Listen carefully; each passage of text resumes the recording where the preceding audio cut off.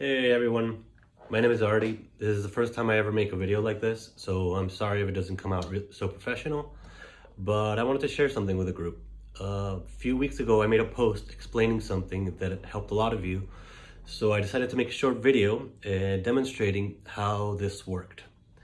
So in trying to figure out the CAGED system and where all the notes slide on fretboard, I came across something very simple that many of you may not have realized already.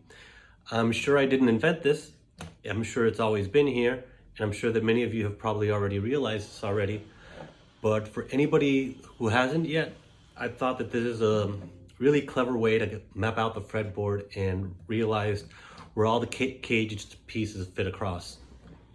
So the way I've always seen CAGED taught has been that there are 5 interlocking shapes attached to each other.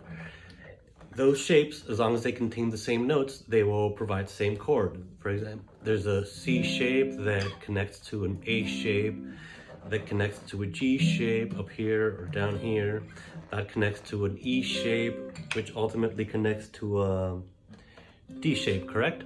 In this case, all of those chords create a C major. That's great, but in my opinion, I always had a difficult time finding out where all of those pieces fit. So in trying to map it out and figure it out, I realized that all you really have to do is take any root note on any string, match it to its corresponding shape. What do I mean by that? For example, when you have an E shape, you root it on the E string, on the bottom E string. That's your root. That's E, right?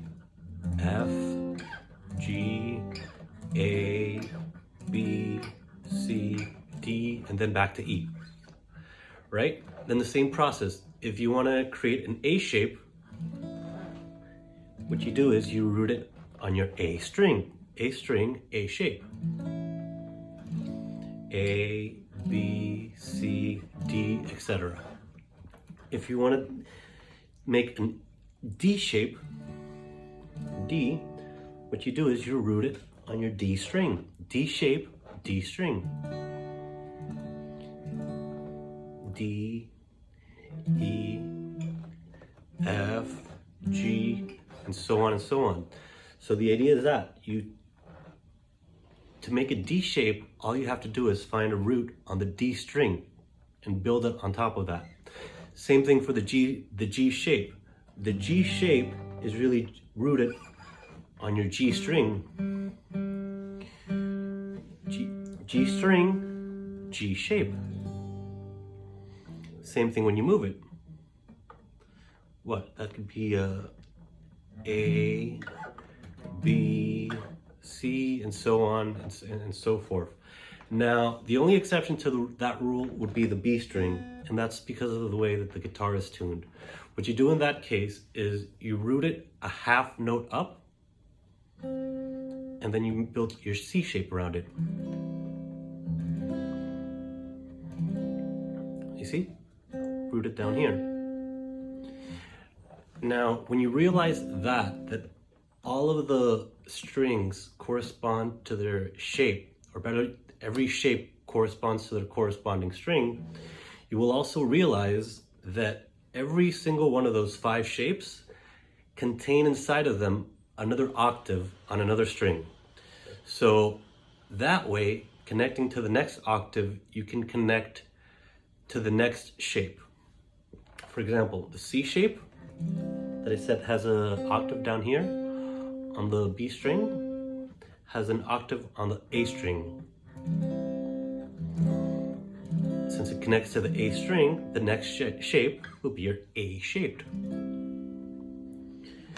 On the A, right, that I said we rooted on the A string, it has its second octave on the,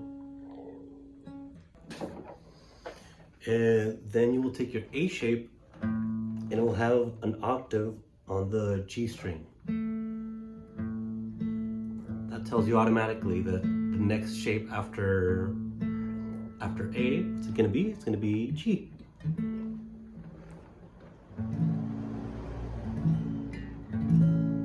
Right? The next one, G, after G, we said has an octave on the G string. The next octaves will be found on the both A strings.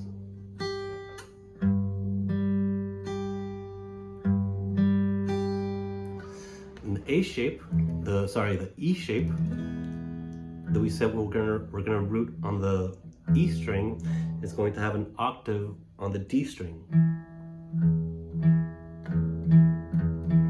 So from there we automatically know that the next shape in line is going to be the D shape. And the D shape, which we said we're going to root on the D string, is going to have an octave on the B string that's going to create that C shape we said.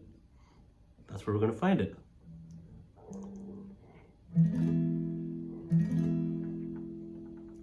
So I just thought this was a very clever way to map out the CAGED system and a helpful way to find all the notes across the fretboard. I hope it helps someone. Cheers.